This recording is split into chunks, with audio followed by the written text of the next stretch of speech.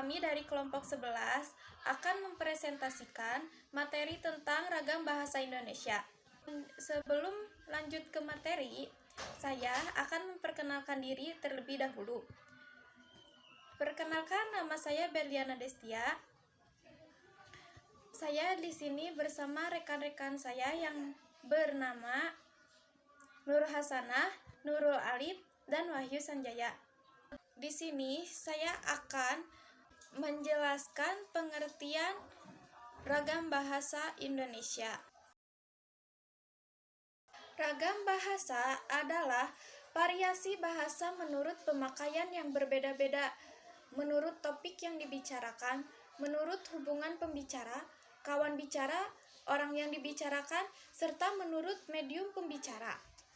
Tujuan ragam bahasa Indonesia yaitu untuk memperkaya budaya bangsa Indonesia, dapat berkomunikasi dengan beberapa suku sebagai jembatan untuk menyalurkan persatuan dan kesatuan bangsa Indonesia. Materi akan diperjelas lagi oleh rekan-rekan saya. Ragam bahasa berdasarkan waktu dibagi menjadi dua, yaitu ragam bahasa kuno dan juga ragam bahasa modern. Ragam bahasa kuno digunakan dalam penulisan naskah lama, contohnya seperti pemakaian kosakata kolonialisme, tulisan zaman dulu yang masih menggunakan ejaan lama. Sedangkan ragam bahasa modern adalah ditandai dengan penggunaan kata-kata baru, ejaan yang disempurnakan dan mengekspresikan ilmu pengetahuan dan teknologi modern, contohnya jaringan seluler dan internet. Di sini saya akan menjelaskan ragam bahasa berdasarkan pesan komunikasi. Pertama, ragam bahasa baku.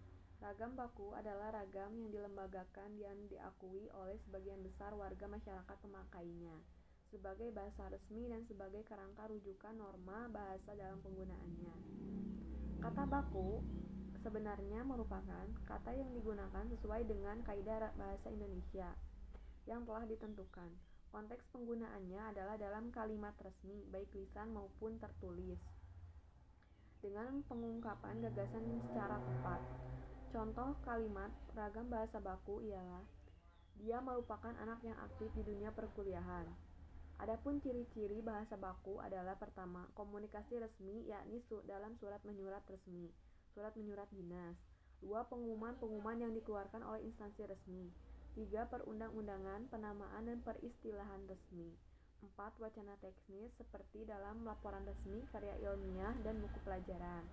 5. Pembicaraan di depan umum seperti ceramah, kuliah, pidato, dan lain sebagainya. 6. Pembicaraan dengan orang yang lebih dihormati.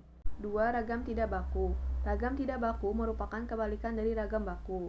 Kata ini bisa diklasifikasikan ragam tidak baku bila tidak sesuai dengan kaidah bahasa Indonesia yang telah ditentukan.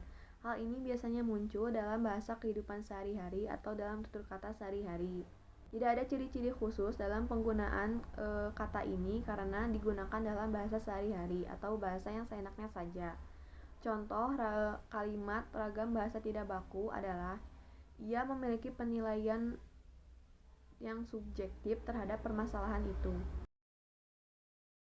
Baik, saya akan menjelaskan tentang ragam bahasa berdasarkan media. Ragam bahasa berdasarkan media yaitu ragam bahasa yang ditinjau dari sarana media. Terdapat dua macam. Yang pertama, ragam bahasa berdasarkan lisan. Yang kedua, ragam bahasa berdasarkan tulisan. Yang pertama, ragam bahasa secara lisan. Ciri-cirinya yaitu 1. Membutuhkan orang kedua atau teman kedua. Yang kedua, tergantung situasi, kondisi, ruang, dan waktu. Yang ketiga, tidak harus memperhatikan gramatikal bahasanya. Terus yang keempat, berlangsung cepat. Yang kelima, tidak memerlukan alat bantu. Yang keenam, kesalahan dapat langsung dikoreksi. Yang ketujuh, dapat dibantu dengan mimik wajah. Itu ciri-ciri tentang ragam bahasa secara lisan. Adapun ragam bahasa secara tulisan ada juga ciri-cirinya. Yang pertama yaitu tidak memerlukan orang kedua atau teman kedua, cukup sendiri. Terus yang kedua, tidak tergantung situasi, kondisi, ruang, dan waktu. Yang ketiga, harus memperhatikan gramatika bahasanya. Terus yang keempat, berlangsung lambat. Yang kelima, harus memakai alat bantu. Yang keenam, kesalahan tidak dapat dikoreksi langsung. Yang ketujuh, tidak dapat dibantu dengan raut wajah. Sekian penjelasan tentang ragam bahasa berdasarkan media.